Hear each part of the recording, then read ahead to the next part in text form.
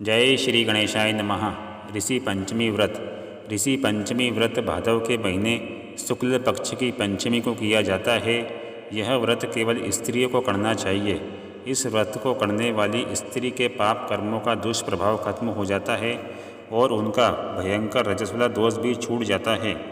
इस व्रत को नियम पूर्वक करने वाली स्त्री धन्य दान एवं सुख समृद्धि को प्राप्त कर लेती है। चलिए अब हम कथा शुरू करते हैं। भक्तजनों, ब्रह्म पुराण के अनुसार एक समय राजा शताश्व ने धर्म के विषय में ब्रह्मा जी से प्रश्न पूछा। वह कौन सा श्रेष्ठ व्रत है जिससे स्त्री जाति के सभी पापों का नाश हो जाता है? तब ब्रह्मा जी बोले, हे राजा शताश्व, तुम्हारा प्रश्न अति उत्तम है। मैं तुम्हें बताता हूँ वह कौन सा व्रत है जिससे स्त्री जाति के सभी पापों का नाश हो जाता है। उस व्रत का नाम है ऋषि पंचमी का व्रत।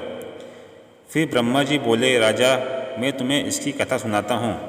विदर्भ देश में उतंक नाम का एक ब्राह्मण अपनी पत्नी सुशीला के साथ रहता था।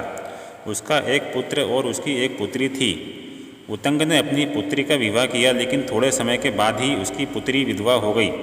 इस दुख से दुखी होकर ब्राह्मण उतंक अपनी विधवा पुत्री और अपने परिवार को साथ लेकर गंगा के तट पर कुटिया बनाकर रहने लगा। उतंक ब्राह्मण की कन्या एक दिन अपने सभी कार्यों को पूरा करने के बाद थक कर एक पत्थर की शिला पर लेटकर सो गई। रात में उसके शरीर पर कीड़े पड़ गए।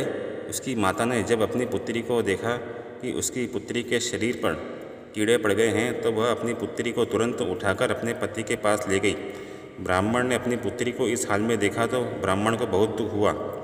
उसके बाद सुशीला ने अपने पति से अपनी कन्या का दुर्दशा का कारण पूछा, तो ब्राह्मण ने आसन लगाकर बैठकर भगवान का ध्यान किया और अपनी ज्ञान शक्तियों से कन्या के पूर्व जन्म की घटना का पता लगाया।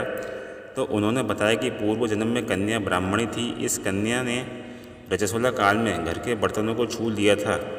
इसकी सखियों ने इसे ऋषि पंचमी व्रत का दर्शन कराया, लेकिन इसने इस व्रत का आदर नहीं किया।